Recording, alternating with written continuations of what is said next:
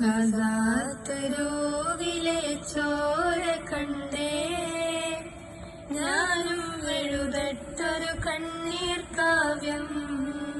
കുഞ്ചോമന മക്കളെ ചോരക്കായി ദാഹിച്ചലയുന്ന ചെന്നായ്ക്കൂട്ടം. മരിച്ചത് ഞാനല്ല നീയാണ് മുസ്ലിമേ.